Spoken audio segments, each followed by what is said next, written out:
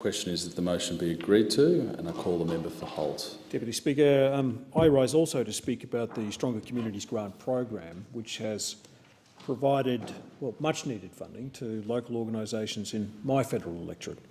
The Holt Stronger Communities program aims to support local community groups and sporting organisations to provide funding for projects that would improve local community participation, cohesion and contribute to vibrant and viable communities. Each project was considered by our Holt Stronger Communities Grant Committee, and I'd like to thank the members, Leanne Petrides from the Cranbourne Information Support Service, Amanda Karen, Barry Rogers, Judy Owen and Stephen Hallett for volunteering their time and assisting very assiduously in the assessment of each of the grants. In round one of the Holt Stronger Communities grant applications that were submitted last year, we've had 5 projects approved by the Department of Infrastructure and Regional Development. One of the grants that was approved was for a $12,465 grant for the Narre Warren State Emergency Service Unit. And this unit is a very busy emergency service unit.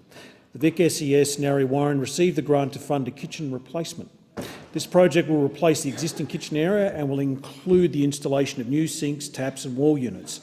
The grant will assist the SES to increase the internal space in key areas of the building and provide a safer working area to cook and prepare meals. This grant is particularly welcome and a welcome funding boost for the Narre Warren SES, particularly given, as I said, the amount of work that they do, as exampled by recent severe weather events in Melbourne, where they had 170 call-outs around the Narre South area on Saturday night, or particularly when we had the Hampton Park floods in 2011, when we had 600 residences flooded. We had 735 call-outs. So they are a very, very busy organisation, full of good volunteers that do the necessary work to support and keep our communities safe. Another successful recipient was the Nankasar Thark Sikh Temple in Limbrook, which received over $5,000 to establish and to furnish a new community centre. This will include the purchase of new tables and chairs, laptops and shelves. Now, this community centre aims to equip the local migrant community, not just the Sikh community, with the tools and skills required to integrate with Australia's way of life, whilst maintaining a connection with the faith and the culture of the Sikh community and the migrant communities that access this particular facility.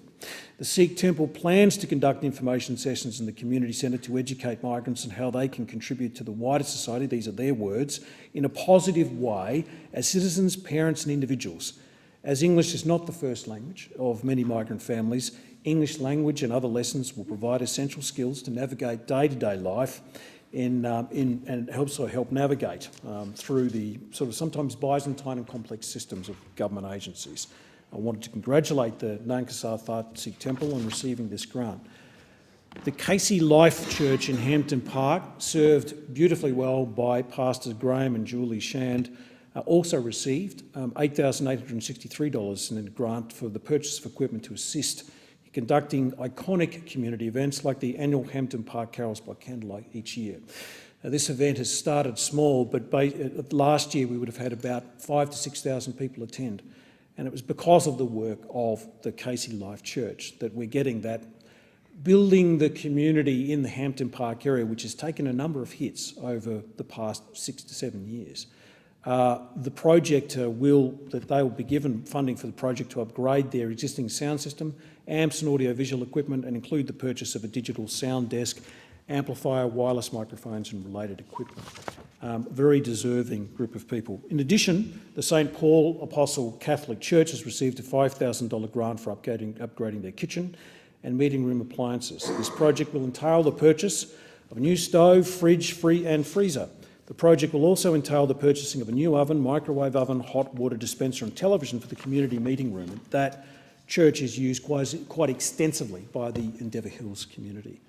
The church kitchen is mainly used to prepare sandwiches and soup for distribution via a soup van that at present operates twice weekly to provide for local residents in need.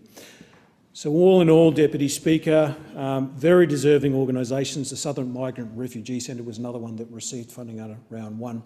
But there are many more organisations that have applied for round 2. They are deserving organisations. These organisations are the lifeblood of the community. They provide much uncosted work to the community to keep the community ticking over.